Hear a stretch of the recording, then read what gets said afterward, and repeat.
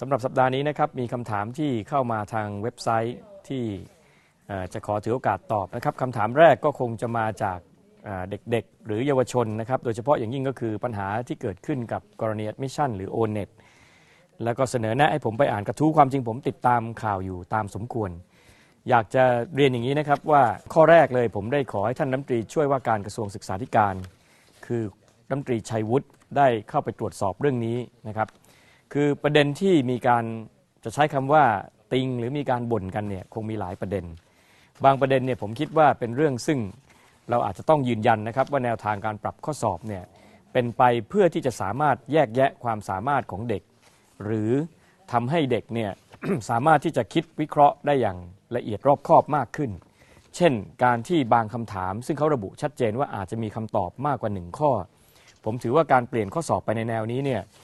ไม่ได้เป็นแนวที่ผิดนะครับเป็นแนวที่น่าจะสอดรับกับสิ่งที่เราพยายามจะทำใน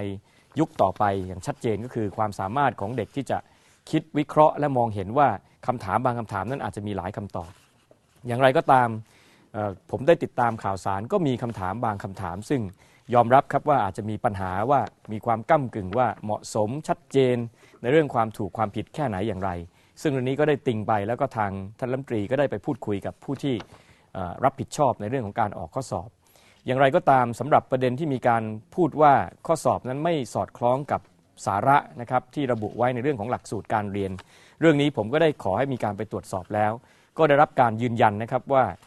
ข้อสอบที่ออกนั้นเนี่ยอิงตามหลักสูตรหรือสาระการเรียนรู้ที่ได้มีระบุเอาไว้ในหลักสูตรแต่ทราบว่าในบางโรงเรียนนั้นเนี่ยมีการสอนซึ่งอาจจะได้ใช้ตำราหรือเนื้อหาสาระที่ไม่ตรงเสียทีเดียวก็อาจจะมีปัญหาเกิดขึ้นบ้างนะครับปัญหาทั้งหมดนี่ก็จะต้องนำไปสู่การปรับปรุงแก้ไขนะครับในการดำเนินการรอบต่อไปนะครับอันนี้คือคำถามแรกที่ถามเข้ามานะครับคำถามที่2ที่ถามเข้ามาก็คือ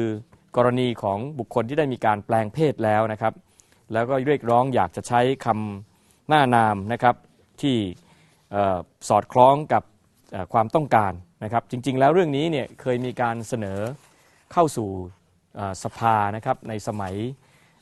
สภานิติบัญญัติแห่งชาตินะครับแล้วก็ทราบว่าไม่ผ่านนะครับผมคิดว่าเรื่องนี้ยังเป็นเรื่องซึ่งจะต้องมีการแลกเปลี่ยนพูดคุยทำความเข้าใจกันนะครับซึ่งคนกลุ่มนี้นั้นผมก็เห็นนะครับว่าหลายเรื่องเนี่ยเราก็จะต้องช่วยกันดูแลในเรื่องของสิทธิเสรีภาพที่เป็นสิทธิขั้นพื้นฐานนะครับส่วนคำหน้านามนั้นเนี่ยอาจจะเป็นเรื่องซึ่งมีความสับสนกันอยู่ว่า